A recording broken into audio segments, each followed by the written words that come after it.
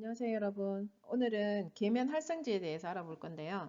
제가 지금 강의를 하는 건 사실 저한테 수강을 들으시거나 제 교재를 구매한 사람들이 필요한 내용을 제가 지금 급하게 올리는 것들이라서 다른 분들처럼 그렇게 순서대로 제가 정보를 제공하거나 그러지는 못합니다. 그래서 제 강의를 듣고 마음에 안 드신다고 이렇게 싫어요 버튼 누르시면 제가 굉장히 좀 상처를 입어요. 그래서 되도록이면 좋아요나 또는 구독 버튼 눌러주시면 저한테 큰 힘이 될 것 같습니다. 어제 같은 경우 여러분들이 사실 법령 전반적으로 최근에 바뀐 것들이 워낙 많아서 생방송을 요구하셨는데요. 유튜브에서 생방송을 하려고 보니까 1000명, 구독자 1000명 이상이 안 되면 안 되더라고요. 근데 노트북으로 하려니까 이렇게 뭐 깔아야 되는 프로그램들이 많고 또 호환이 잘 안 돼서 하기가 좀 힘들었습니다. 유튜브에서 강의를 하면 자동으로 녹화가 돼서 다시 한 번 더 들을 수가 있으니까 그렇게 하면 좋을 것 같습니다. 자, 오늘은 계면 활성제에 대해서 한번 보실 건데요. 지금 시험이 사실 일주일밖에 안 남아서 여러분들이 지금 굉장히 좀 마음이 착잡하실 건데, 자, 계면 활성제라고 하면은요, 여러분들은 아마 비누를 생각을 하실 거예요. 그죠? 근데 비누만 있는 게 아니고 비누 외에도 다양한 것들이 굉장히 많은데요. 여기에서 보면 계면이라는 것이 무엇인가에 대해서 여러분들이 파악을 하시면 됩니다. 자, 전혀 성격이 다른 두 물질을 우리가 이렇게 컵 한 군데다 담게 되면 오일과 물을 만약에 담았다고 가정을 한다면 위에는 오일만 형성이 되고요. 밑에는 물만 모이기 때문에 물과 오일 사이에 이렇게 경계면이 생겨요. 경계면. 그래서 이거를 계면이라고 합니다. 계면, 경계면. 그래서 이 경계면을 활성화시킨다. 지금 현재는 오일과 물이 성격이 완전히 다르기 때문에 이렇게 활성화로 왔다 갔다 그릴 수가 없어요. 근데 계면 활성제라는 게 들어가게 되면 이 계면 자체를 활성화시켜서 오일과 물들이 왔다 갔다 그린다는 뜻이에요. 그래서 이런 형태로 바뀌는 게 바로 계면 활성제라고 하는데 양친매성 물질이다 라고 되어 있죠. 양친매성 물질이다 라는 뜻은 뭐냐면 계면 활성제는 올챙이처럼 이렇게 생겼어요. 그러면 머리가 친수성이라고 해서 물하고 친하고요. 꼬리는 친유성 또는 소수성이라고 하는데요.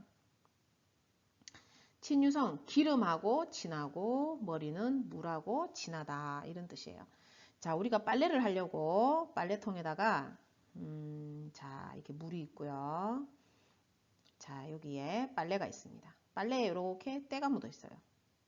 때가 묻어 있는 상태에서 내가 세제를 투입을 하게 되면 세제가 자, 제일 먼저 물속으로 들어갈 때 지금 물하고 친한 게 머리라고 했었죠. 그러면 머리가 제일 먼저 꼬린을 합니다. 꼬리를 들이대는 게 아니고 머리를 먼저 들이대요. 그래서 이렇게 빡빡하게 머리를 이렇게 들이밉니다. 그러면 더 이상 얘가 갈 자리가 없으면 이제 안으로 수영을 해서 달려가요. 어디로? 때한테로. 이렇게 때한테 달려가면 때에 오면 때가 가지고 있는 성격이 뭐냐면 기름의 성격이죠. 그래서 이 기름에다가 기름하고 친한 건 꼬리잖아요. 그러면 꼬리를 딱 들이대고 이렇게 붙어요. 꼬리를 들이대고 이런 식으로 붙습니다. 그러면 이게 많이 붙으면 어떻게 되냐면 섬유에서부터 때를 분리시키게 되죠. 그러면 때가 아마 여러분들 이런 그림 보셨을 거예요. 이렇게 해가지고 점점점 위로 쑥 잡아 당기는 이런 그림을 보셨을 건데 이렇게 많은 계면활성제가 붙게 되면 위로 뻥 하고 올라와서 이런 형태의 모양이 됩니다.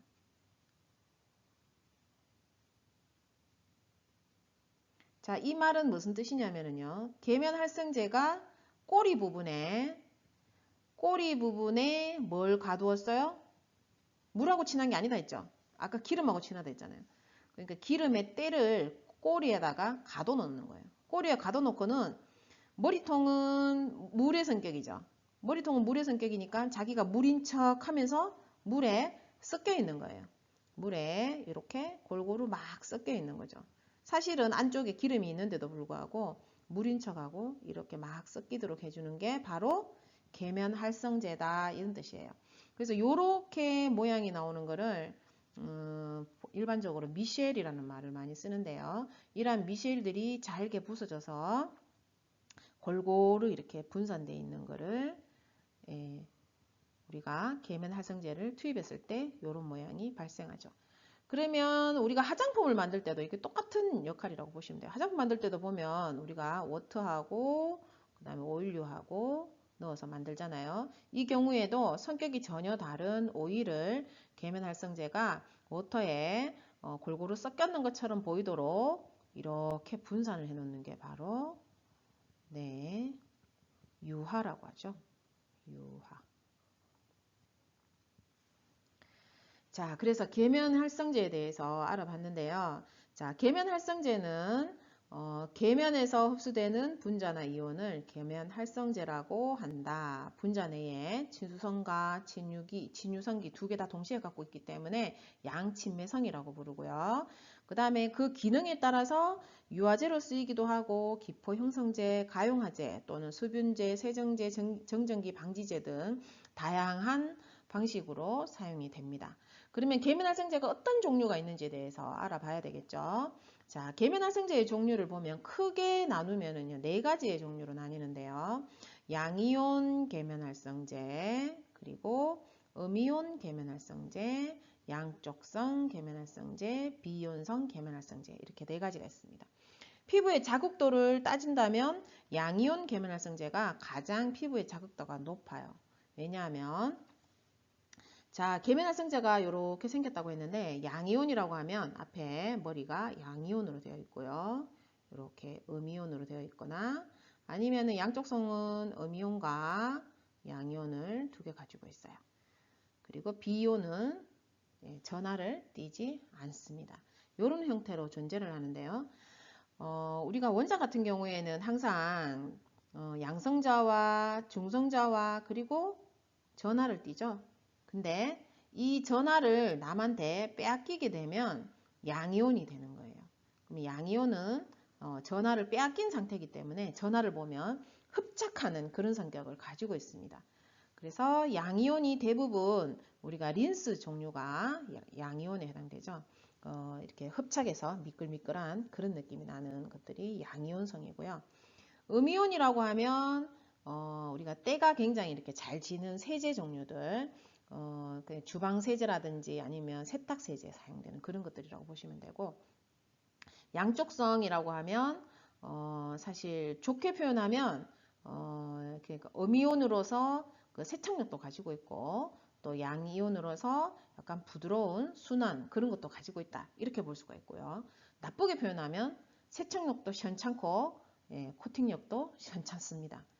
그래서 우리가 양쪽성을 가장 많이 사용하는 데는 어디냐 하면 어린이용 제품들, 어린이용 세제, 뭐 세탁 세제 이런 순한 제품들 만들 때 많이 사용됩니다. 그리고 비이온성이라고 하면 이온이 없기 때문에 피부 자극도가 가장 낮아요. 그래서 우리가 화장품 만들 때 유화제로 사용된다든지 아니면은 가용화제로 사용된다든지 이런 용도로 많이 사용됩니다. 자, 음이온 계면활성제에 대해서 좀 더 자세히 들어가 보면은요. 자, 음이온 계면활성제는 세정력이 가장 우수하고요. 피부에 피지까지 씻어내기 때문에 피부가 거칠어질 수도 있습니다. 그래서 음이온 세제는 종류가 어떤 것들이 있는지 보시면은 끝에 설페이트라는 말로 거의 대부분 끝나죠. 디소디움 라우레스 설포 석시네이트라는 것도 있고요. 그래서 이렇게 설페이트로 끝나면 음이온이구나 이렇게 그냥 외워주시면 될 것 같습니다. 우리가 흔히 제일 많이 쓰는 게 SLS, SLES, LES 이런 것들을 굉장히 많이 쓰죠. SLS는 우리가 거품 증폭제로 굉장히 많이 써요.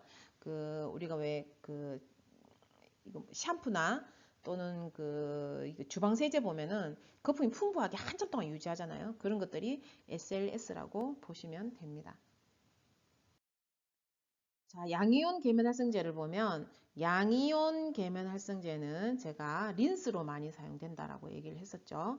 린스나 헤어 트리트먼트, 섬유유연제 또는 정전기 방지제 이런 것들로 많이 사용되는데 여기에 보면 살균, 소독, 염색, 살균 소독제 이런 걸로도 많이 사용된다고 되어 있죠. 우리가 손소독제나 이런 데 보면은 그 양이온성을 띠고 있는 살균제를 많이 쓰는데요. 그 이유가 뭐냐 하면 이 양이온 같은 경우에는 제가 아까 음이온 전하를 잃어버렸기 때문에 만나면 흡착한다고 얘기했었죠. 그래서 세균인 마이너스를 흡착하면 이제 세균에 대한 살균력을 가지게 되는 거예요. 그래서 살균력 있는 보존제들이 보면 대부분이 양이온을 띠고 있습니다. 자, 어떻든 양이온 계면 활성제라고 하면 종류가 린스 종류로 사용되는 거다라는 걸로 알고 계시면 되고 대부분 클로라이드로 끝이 납니다. 그리고 양쪽성 계면 활성제를 보면은요. 양쪽성 계면 활성제는 pH에 따라서 전하가 변하는데요. pH가 높으면 그 음이온의 개념으로 많이 활동을 하고요. 음이온이라고 하면 세척력이 좋은 거죠. 세척력이 좋아지고 그 다음에 낮아지면은 pH가 낮아진다는 것은 산성으로 간다는 뜻이죠. 산성으로 가게 되면 양이온의 개념이 많아지기 때문에 약간 린스처럼 미끌미끌한 그런 느낌이 많이 납니다. 똑같은 그 양을 사용했는데도 불구하고 예를 들어서 여러분들이 폼 클렌징을 만든다고 가정을 했을 때에 양쪽성 계면활성제를 사용해서 제품을 만들었어요. 근데 제품의 완제품의 pH 자체가 우리가 알카리를 띠거나 또는 약알카리를 뗐을 때는 별 문제가 없어요. 그런데 점점점 산성 쪽으로 가면 씻어도 잘 깨끗하게 씻기지 않고 약간 미끌미끌미끌거리는 그런 듯한 느낌을 받은 적이 있을 거예요. 그게 바로 pH가 산성이기 때문에 그렇습니다. 그래서 양쪽성 계면활성제는 pH가 산성으로 가면 양이온으로 바뀌고 pH가 알카리 쪽으로 가면 음이온으로 바뀌는 그런 성격을 가지고 있고요. 피부 자극도 굉장히 적어서 어린이 제품에 많이 사용이 되고 있습니다. 자, 종류로 보시면은요, 코코베타인이라든지 라우라미도 프로필베타인, LPB라고 우리 많이 부르죠. 그 다음 코코아미도 프로필베타인, 디소듐 코코암포디 아세테이트, 코코암포글리시네이트 이런 것들이 다 양쪽성 계면활성제로 사용이 됩니다. 자, 비이온 계면활성제라고 하면 이온이 없는 계면활성제에 해당되는데요. 이온이 없는 계면활성제는 피부 자극도가 가장 낮기 때문에 우리가 화장품의 유화제나 가용화제로 많이 사용이 됩니다. 가용화제라고 하면 작은 양의 향 종류를 물에다가 녹이기 위해서 사용하는 것을 가용화제라고 부르고요. 유화제는 오일을 물에다가 녹일 때 사용하는 것을 얘기합니다.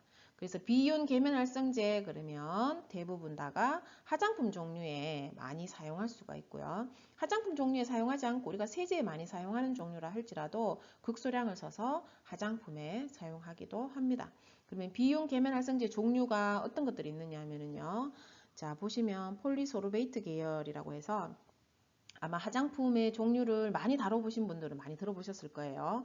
폴리소르베이트 60, 폴리소르베이트 80, 폴리소르베이트 40 이런 식으로 나오는데 상표명은 대부분 트윈이라는 말이 많이 붙어요. 그래서 트윈 40, 트윈 60, 트윈 80 이런 식으로 많이 나와 있습니다. 그런 것들이 다 폴리소르베이트 계열이고요. 그 다음에 소르비탄 계열들은 말 그대로 소르비탄이라는 말이 붙어요. 그래서 소르비탄 스테아레이트, 소르비탄 모노라우레이트 이런 것들이 있고요. 그 다음 글리세릴 모노스테아레이트라는 것도 있고요. POE 계열도 있고 그 다음 보시면은 요즘 최근에 많이 쓰는 것들이 알카놀 아마이드 계열의 코카마이드 MEA, DEA, 라우라마이드 MEA, DEA, 올레마이드 DEA 같은 것들을 많이 쓰는데요. 흔히 이거는 우리가 대부분 샴푸에서 그 점증 용도로도 많이 사용됩니다. 비이온 계면활성제는 꼭 그 계면활성제의 역할만 하는 것은 아니고요. 점증의 역할들을 하는 것들도 굉장히 많습니다. 그리고 PEG 계열도 있고요. 다양하게 많은데 여기에서 보시면 여러분들이 이건 굉장히 좀 생소하신 분들도 있으실 거고 많이 써보신 분들도 있으실 건데 자, 데실 글루코사이드라든지 라우릴 글루코사이드, 옥틸 글루코사이드 이런 종류들은 글리코사이드 알킬 에터에 해당되는데요. 우리가 흔히 이온이 없는 세제인데도 불구하고 우리가 세제로 가장 많이 사용하는 것들입니다. 그래서 일반 세제들에 비해서 금액도 상당히 비싼 편이고요. 그렇지만 자극이 적기 때문에 세제로만 사용되는 건 아니고요. 우리가 화장품에서 유화제로, 유화보조제로 사용한다든지 그런 형태로 사용하기도 합니다. 자, 요즘은 사실 그 어린이용 제품이나 천연 제품, 유기농 제품 이런 걸 만들 때 이런 글루코사이드 종류를 굉장히 많이 사용을 하고 있죠. 그리고 실리콘 계열 종류에 보면 PG10 다이메치콘이라든지 세틸 다이메치콘 코폴리올, 다이메치콘 코폴리올 이런 종류들은 우리가 파운데이션이라든지 비비라든지 이런 것들을 만들 때 많이 사용되는 유화제 계통이고요. 그 다음에 천연 유화제 쪽으로 보시면은 레시틴이나 리솔레시틴이라고 해서 우리가 그 콩이나 아니면 계란에서 추출했는 그런 천연 계면활성제 종류들도 있습니다. 자, HLB 값은 사실 그 여러분들한테 설명하기가 상당히 시간이 좀 많이 걸리는데 요거는 그냥 제가 간단하게 그냥 설명을 하고 넘어가도록 하겠습니다. HLB라고 하면 친수성, 친유성 값이라고 되어 있죠. 그래서 물하고 친하냐, 기름하고 친하냐. 물하고 기름하고 친한 정도에 대한 평균값을 구해놓은 게 HLB 값이라고 하는데요. HLB 값은 보시면은 여기 기준이 10으로 잡아놨죠. 10보다 작으면 친유성이라고 하고요. 10보다 크면 친수성이라고 합니다. 즉 숫자가 크면 클수록 물하고 가깝다라고 보시면 돼요. 그래서 여기 보시면 가용화제라는 게 나오는데요. 가용화제는 아주 적은 양의 향료를 물에다가 녹인다고 했기 때문에 거의 99% 이상이 다 물이죠. 그죠? 그래서 물하고 굉장히 가까운 가용화제를 사용을 합니다. 그래서 점점 낮은 쪽으로 가게 되면 기름을 굉장히 많이 유화시킬 수 있는 그런 능력을 갖고 있는 것들을 쓴다고 보시면 돼요. 자, OW 유화제라고 하면 오일을 워터에다가 투입하는 거죠. 그죠? 그래서 외상이 워터에 해당되죠. 외상이 워터이기 때문에 좀 많은 양의 표면 바탕이 되는 게 워터예요. 그래서 물에 더 가까운 그런 유화제를 사용한다라고 보시면 되겠습니다. 자, 밑에는 HLB 값에 대해서 그냥 여러분들이 한번 보시라고 나와 있는 부분인데요. 사실 제가 시험 문제에도 제가 한 문제를 내긴 했어요. 실제로 전공을 하게 되면 HLB 값 구하는 것까지도 사실 시험 문제에 나옵니다. 근데 아마 여러분들 시험 문제는 이것까지는 나오지 않지 않겠냐 저는 이렇게 보는데 뭐 공부를 잘 하시는 분은 공부를 좀 하시고 자신 없는 분들은 어쩔 수가 없는 거고 제가 해라 하지 마라 뭐라고 말씀드리기는 조금 그렇습니다. 자, HLB 값을 외우실 때는요. 가장 많이 사용하는 게 우리가 OW 제형이기 때문에 이 부분을 먼저 기준으로 외워주시면 됩니다. 그래서 8에서 16 사이는 OW 유화제고 그 이상은 가용화제 이렇게 외워주시면 될 것 같습니다. 자, 제가 처음 시작할 때 여러분한테 사실 제가 이거 강의할 때 저는 전문 유튜버가 아니다 보니까 여러분들이 뭐 구독이나 좋아요 버튼을 누르든 안 누르든 별 상관이 없었어요. 근데 여러분들이 갑자기 저한테 강의를 요청하셨을 때 그 동영상 그 생방을 하려니까 유튜브에서 불가능하더라고요. 그래서 이런 게 필요하다라고 하니까 여러분들이 뭐 저한테 강의를 더 듣고 싶으시면 구독과 좋아요 버튼 부탁드리겠습니다. 수고하셨습니다.